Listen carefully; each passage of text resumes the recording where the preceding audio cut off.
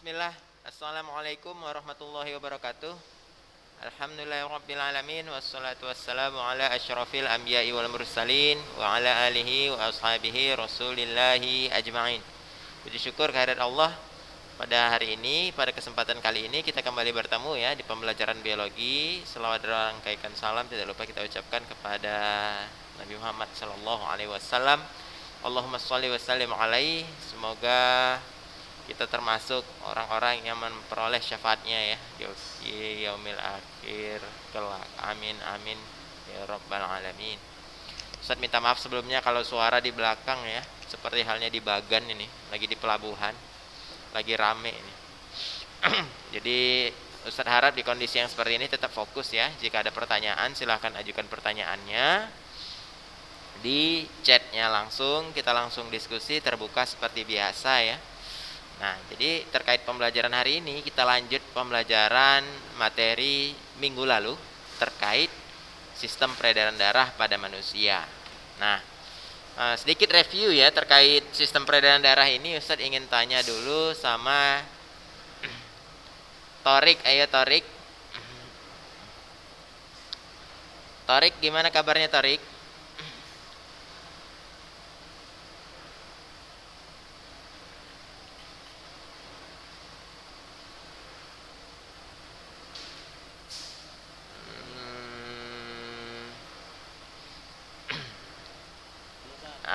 Gimana kabarnya Torik? Sehat? Alhamdulillah. Nah, Torik, Ustadz ingin review sedikit terkait fungsi darah. Yang bisa Torik sebutkan terkait fungsi darah apa aja Torik? Bebas, pokoknya fungsi darah. Mau darah putih, mau darah merah, mau keping darah. Apa fungsi darah pada di tubuh kita? Darah merah itu kalau oksigen saat darah putih. Oke, good. Barakallahu fiik. Ya, jadi sel darah merah sebutannya apa kemarin? Sel darah merah? Eritrosit. Eritrosit, betul eritrosit. Kalau leukosit sel darah putih ya. Oke, syukran. Good. Nah, jadi eritrosit berfungsi mengedarkan oksigen dan juga membawa karbon dioksida kembali ke paru-paru untuk dikeluarkan. Kemudian leukosit berfungsi sebagai, Ustaz sedikit ya, bukan menyalahkan tapi menyempurnakan ya. Sebenarnya tidak hanya membunuh kuman tapi berperan sebagai antibodi atau pertahanan tubuh ya, leukosit sel darah putih. Syukran barakallahu fiik untuk Torik. Nah, berikutnya Ustaz ingin tanya untuk Nabil ya. Muhammad Nabil. Nabil, gimana kabar Nabil? Masya Allah. Nah Nabil, tadi udah disebutkan fungsi darah ya. Nah sekarang Ustaz ingin tanya terkait komponen-komponen darah Nabil. Kemarin Ustaz sudah jelaskan komponen-komponen darah. Komponen darah dibagi atas dua, yaitu sel darah dan plasma darah. Bisa disebutkan itu komponen darah apa-apa aja secara jelas? Oke.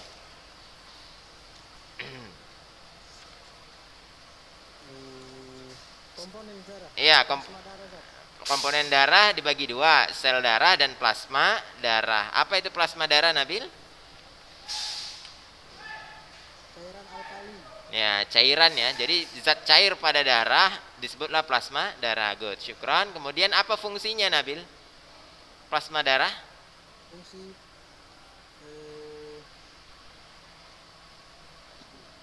sebagai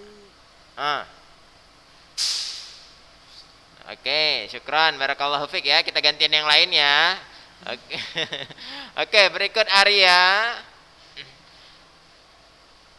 Ustadz minta bantuan nih Arya.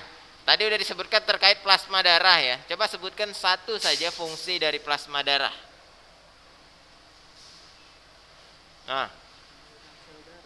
Apa?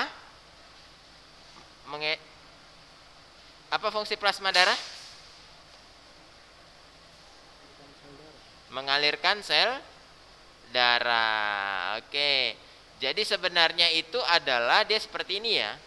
Plasma darah itu adalah hampir benar ya, dia juga mengedarkan sel-sel darah, tapi fungsi yang lain yang utama adalah mengedarkan sari-sari makanan termasuk glukosa, protein, lemak itu diedarkan oleh plasma darah. Makanya ada sebutannya namanya gula darah. Gula darah itu berarti gula yang terdapat di dalam darah. Itulah glukosa ya. Biasanya kalau orang diabetes gula darahnya itu kan tinggi. Nah, berarti yang dites kan dia diambil darahnya tuh. Berarti yang diuji cobakan adalah plasma darahnya, kandungan glukosa dalam plasma darah. Kemudian ada yang namanya kolesterol. Nah, kolesterol kan juga dicek dari darah. Nah, kolesterol itu adalah lemak ya. Jadi fungsi plasma darah juga mengedarkan lemak. Nah, termasuk kolesterol tadi ya. Makanya nanti kolesterol yang berlebih dapat menyumbat pembuluh darah. Oleh sebab itu, kolesterol yang tinggi menyumbat pembuluh darah. Jika terjadi di otak, maka dapat menyebabkan stroke. Jika terjadi penyumbatan di jantung, dapat menyebabkan yang namanya penyakit jantung, jantung koroner, karena peredaran darah tidak lancar ya. Nah, kalau penyumbatan terjadi pembuluh darah yang lain, ya bisa saja gejala-gejala awalnya itu seperti kesemutan ya, kebas, itu pertanda aliran darah tidak lancar. Oke, demikian. Nah, sekarang Ustadz lanjut ya terkait materi ya. Nah, ini yang kemarin, ini sel darah merah, ini sel darah putih, udah Ustadz jelaskan ya. Oke, ini dia sel darah putih. Nah, ada sel darah putih, ini dia yang granulosit ya, granulosit ya. Ada granulanya. Ini dia. Ini dia perbandingannya itu. Kalau sel darah merah sama sel darah putih, sel darah merah itu 500.000 dalam 1 mili. Kalau sel darah putih hanya 5.000 dia. Jadi perbandingannya hanya sedikit saja. Oke. Nah, berikutnya ada trombosit. Trombosit ini berfungsi dalam proses pembekuan darah. Ya, pembekuan darah. Jadi dalam proses penyembuhan luka yang terlibat adalah trombosit ya. Trombosit. Jadi kalau misalnya kita DBD, berapa kadar trombositnya? Nah, sebenarnya DBD itu namanya juga demam berdarah. Kenapa berdarah? Karena kita di dalam tubuh kita itu terjadi pendarahan, khususnya di bagian hati. Ya.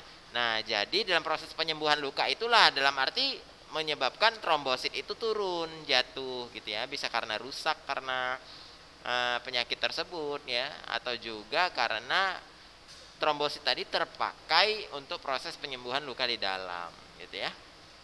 Nah, kandungan normalnya jumlahnya 200 hingga 500.000. Jadi kalau jumlahnya 200.000 itu anjlok ya, anjlok. Jadi kalau misalnya kita ada gejala orang DBD gitu ya, dengan gejala panasnya itu seperti pelana kuda, nanti naik, turun, naik lagi gitu ya. Itu panas tubuh, dari ciri orang demam berdarah. Nah, ciri lainnya adalah trombositnya di bawah normal. Hati-hati dengan demam berdarah. Kenapa dapat menyebabkan kematian? Sebenarnya karena kandungan kondisi kritisnya itu adalah jumlah trombosit di bawah normal, yaitu di bawah 200 tentunya ya. Nah, proses penyembuhan luka atau pembekuan darah. Jadi kalau kita terjadi pembekuan darah, misalnya ada luka nih, ya kan? Tersayat misalnya ya, tersayat. Misalnya tersayat. Nah,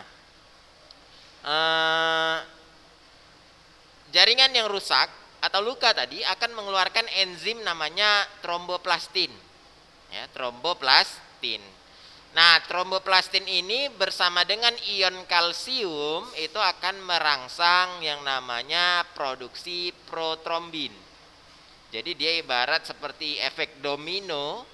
Satu domino jatuh atau batu jatuh, maka batu di depannya akan jatuh gitu. Jadi dia berturut. Jadi kalau jaringan rusak akan merangsang proses pembentukan enzim tromboplastin. Tromboplastin nanti dengan bantuan ion kalsium merangsang protrombin. Nah, protrombin nanti dengan bantuan ion kalsium dan vitamin K tentunya akan membentuk yang namanya trombin. Nah, trombin nanti akan merangsang yang namanya enzim fibrinogen. Fibrinogen, barulah terbentuk fibrin. Fibrin itu artinya benang. Makanya ini seperti benang-benang ini namanya benang fibrin. Makanya dalam proses luka yang kering, kalau antum semua ambil gitu, antum amati, itu seperti halnya terlihat seperti jaring-jaring. Nah, itu adalah fibrin. Nah, jadi makanya untuk mengobati pembekuan darah yang lukanya itu terlalu lebar, maka proses dijahit. Kenapa? Karena nggak bisa hanya dengan trombosit. Kenapa? Karena gerakan-gerakan kita itu menyebabkan luka yang semula udah tertutup menjadi kembali terbuka. Makanya perlu dijahit supaya supaya dia tertutup rapat gitu ya. Nah, akan tetapi efek negatifnya adalah tentunya yang namanya luka jahitan akan membekas seperti halnya lebih menonjol atau apa gitu ya, karena adalah bekas benangnya tadi, karena benangnya itu nanti akan menjadi daging seperti itu ya. Nah, sebaliknya kalau tidak pakai benang jahit, sebenarnya dampaknya itu tidak, lukanya menjadi tidak membekas, namun kita harus menjaga agar luka itu tidak kembali terbuka. Istilahnya harus ya membatasi gerakan lah setidaknya ya, gitu. Jadi penting perannya trombosit ini. Bayangkan kalau orang mengalami sulit atau darah sukar membeku. Itulah orang yang penyakit apa namanya? Lupa Ustaz.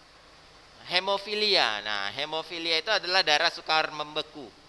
Hemofilia. Jadi kalau orang hemofilia ini nanti darahnya ketika dia luka, darahnya akan mengalir terus menerus. Jadi akan menyebabkan dia kehabisan darah kalau terbuka. Dan penyakit hemofilia ini adalah penyakit menurun. Oke. Nah, ini dia dalam proses penyembuhan luka tadi, ini luka tadi ya, serabut kolagen nanti datang nih. Ini dia. Nah, tadi ingat urutannya. Ya, tromboplastin nanti merangsang yang namanya protrombin. Protrombin nanti akan membentuk yang namanya trombin. Trombin akan merangsang fibrinogen. Kemudian fibrinogen membentuklah benang fibrin sehingga akhirnya tertutuplah luka tadi. Sehingga luka tadi akan menjebak sel-sel darah merah agar tidak mengalir keluar. Oke. Ini urutannya ya. Biasanya dalam soal proses pembekuan darah itu sering keluar, jadi harus dihafalkan ya. Khususnya gambar yang tadi. Nah, gambar ini harus dihafalkan nih. Biasanya sering keluar dalam bentuk soal. Nah, oke, sampai sini boleh ajukan pertanyaan kalau ada pertanyaan. Oke, tafadhol.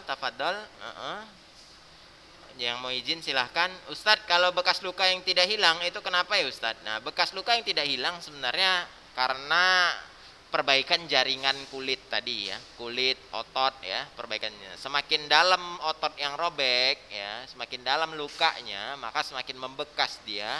Kenapa? Semakin banyak jaringan yang rusak. Semakin banyak jaringan yang rusak.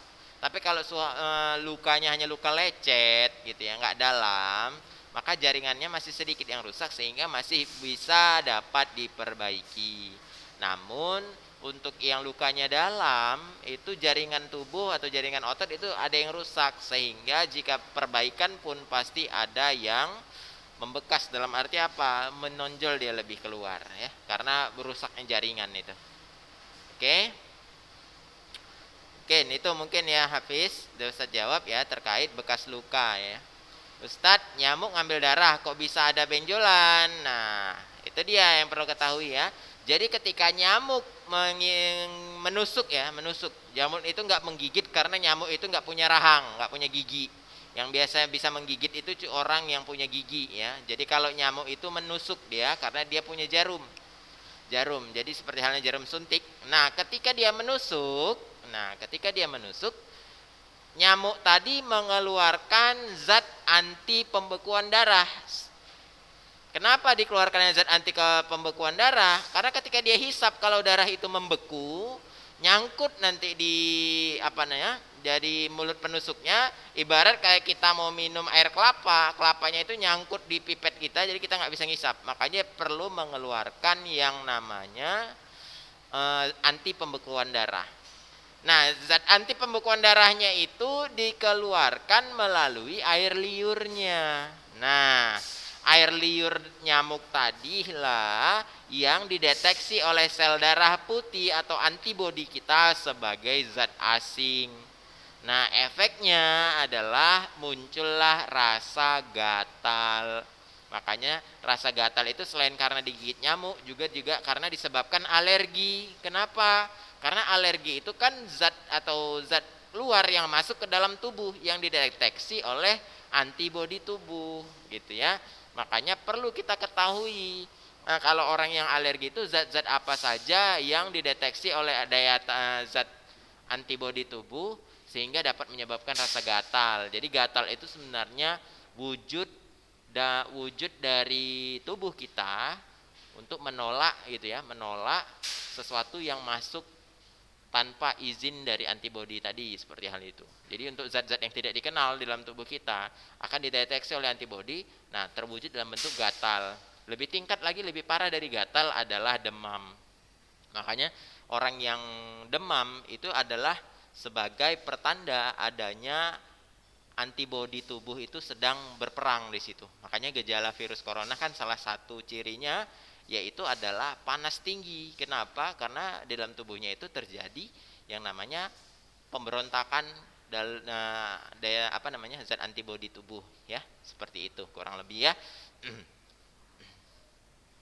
Mungkin itu bisa terjawab ya Fazli ya. Nah Ustadz, kalau luka kecil bekas lukanya nggak hilang tuh, normal nggak Ustadz? Luka kecilnya itu seperti apa? Kalau luka kecilnya itu luka bisul katakan atau luka jerawat, memang luka bisul atau luka jerawat sekilas itu kecil, namun itu dalam gitu. Maksud Ustadz luka kecil di sini mungkin hanya luka tersayat, atau misalnya kalian berlari gitu kan, tersenggol besi yang sehingga ada luka baret gitu kan, mungkin itu bisa hilang. Namun kalau lukanya itu kembali gue katakan adalah membekasnya tidaknya luka itu tergantung kepada sedikit atau banyaknya jaringan yang rusak. Kalau banyak jaringan yang rusak maka semakin membekaslah dia. Itu satu. Yang kedua, yang dapat menyebabkan luka itu membekas adalah bagaimana perlakuan kalian terhadap luka tersebut. Nah cenderung kalau kita terluka kita langsung pakai plaster. Ya, plaster itu menutup sehingga apa? Karena menutup dia selalu cenderung lembab apabila terkena air, misalnya air wudhu gitu kan. Nah, luka yang lembab itu dapat menyebabkan luka itu dibilang membusuk, tidak membusuk ya. Dalam arti dia lebih lama itunya penyembuhannya. Lebih lama penyembuhannya karena selalu lembab atau basah sehingga membekas. Maaf cakap kalau kita orang biasanya orang Kudis gitu kan, seperti ada bekas-bekas lukanya itu yang kayak uang logam katanya, uang lempul-lempul bekas-bekas itu.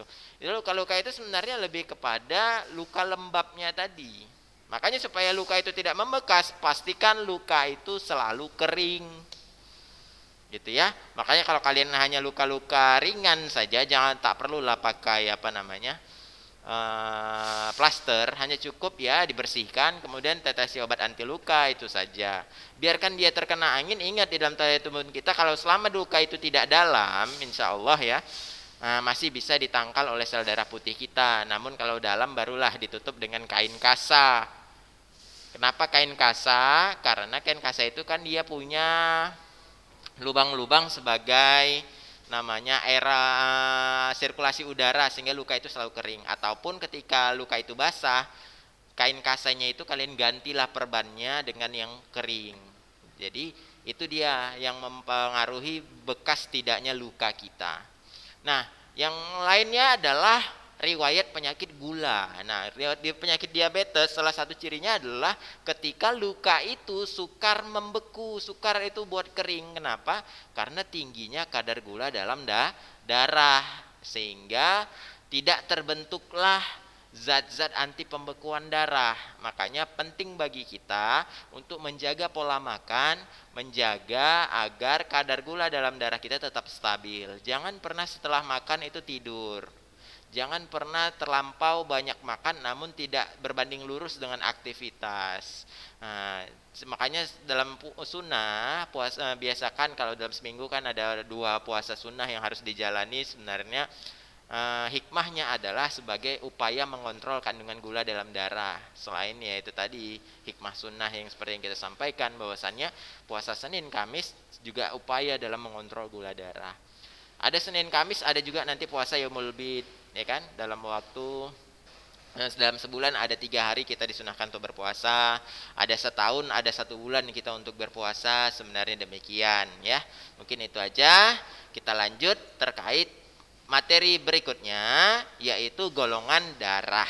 Nah, golongan darah ya dikenal dengan nama sistem AB0 ya, bukan ABU, AB0. Sistem AB0. A itu untuk golongan darah A, B itu nanti untuk golongan darah B, dan 0 itu sebenarnya sebutan untuk golongan darah O. Kenapa dikatakan sebagai golongan darah 0? Apa yang 0? Nah, itu ya. Jadi golongan darah pertama kali ditemukan oleh Karl Landsteiner ya, dia membagi kelompok berdasarkan ada tidaknya agglutinogen dan agglutinin.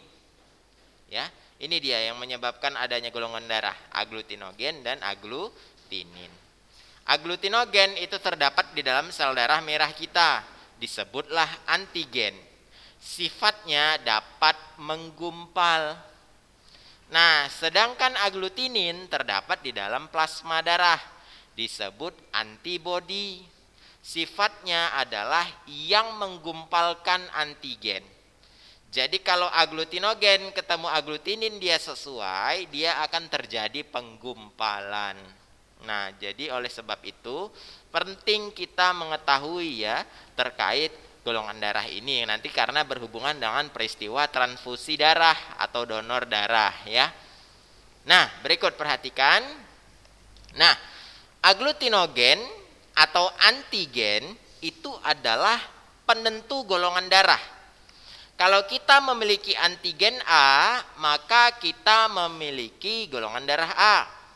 Kalau kita memiliki antigen B, maka kita golongan darah B.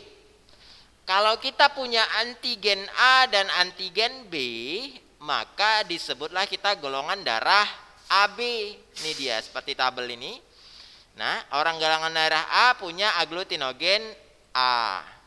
Orang golongan darah B punya agglutinogen atau antigen B. Orang golongan darah AB punya agglutinogen A dan agglutinogen atau antigen B. Jadi ada 2. Nah, kenapa dikatakan 0? Nah, ini dia. Karena orang golongan darah 0 atau O itu tidak memiliki agglutinogen.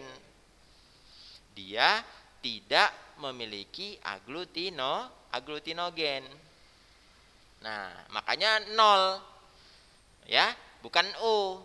Jadi tidak memiliki agglutinogen dia, baik A ataupun B. Sebaliknya, agglutinin atau antibodi untuk golongan darah 0 atau O, dia punya agglutinin atau anti ya, agglutinin itu anti ya, bukan berarti dia perempuan, tidak, tapi lebih kepada sebutannya saja.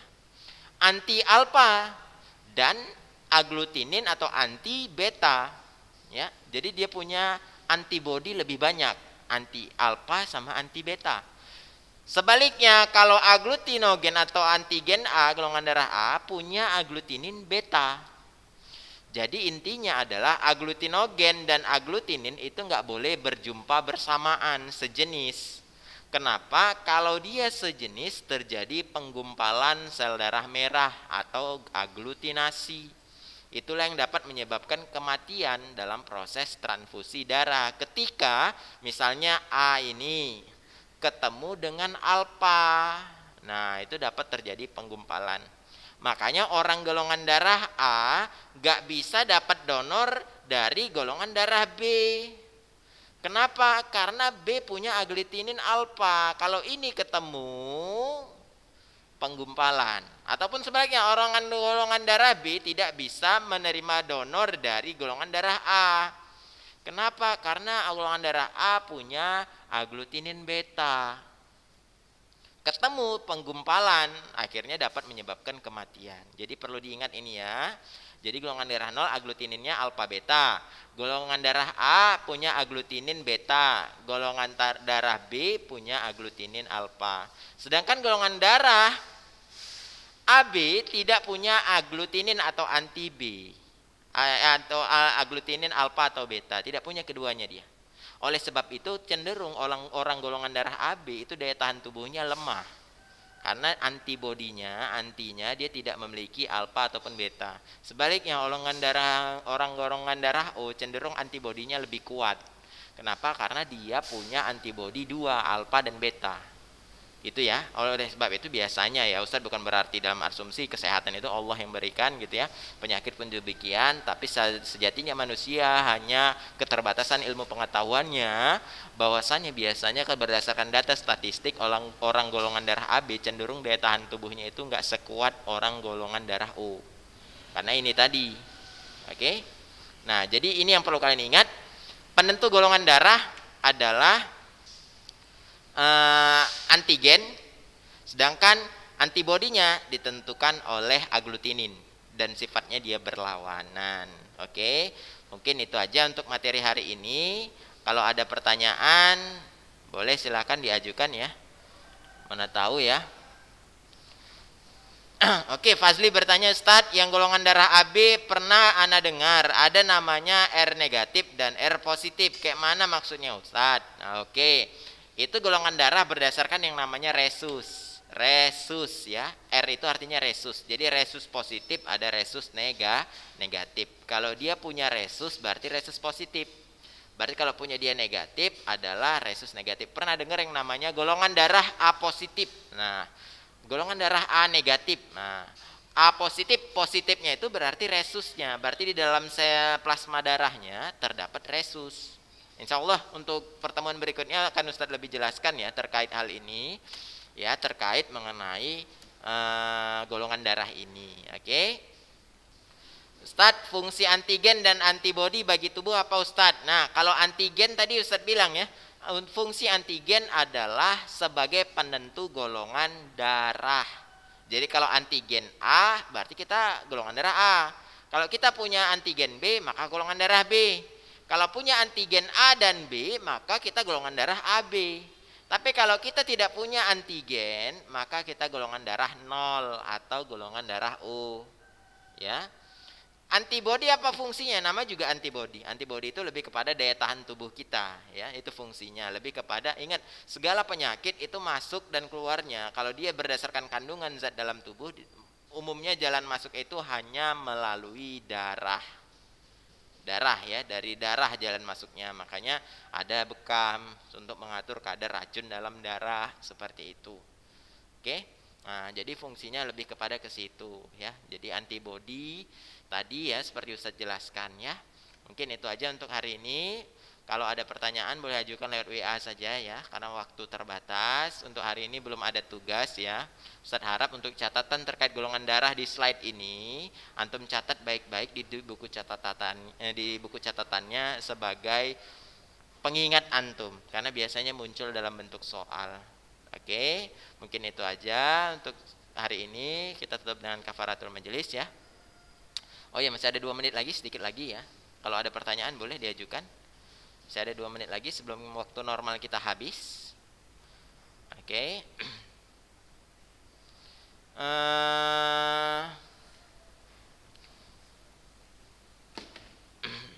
Oke, kalau ada pertanyaan boleh diajukan, silahkan.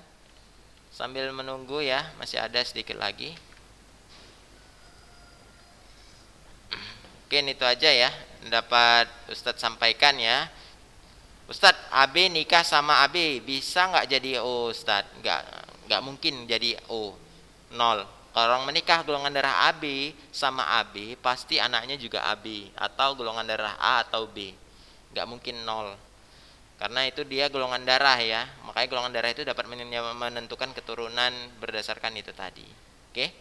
Nah, jadi kalau orang golongan darah AB biasanya anaknya kalau nggak A, B, ya AB, nggak mungkin O. Ya, karena antigennya itu dia.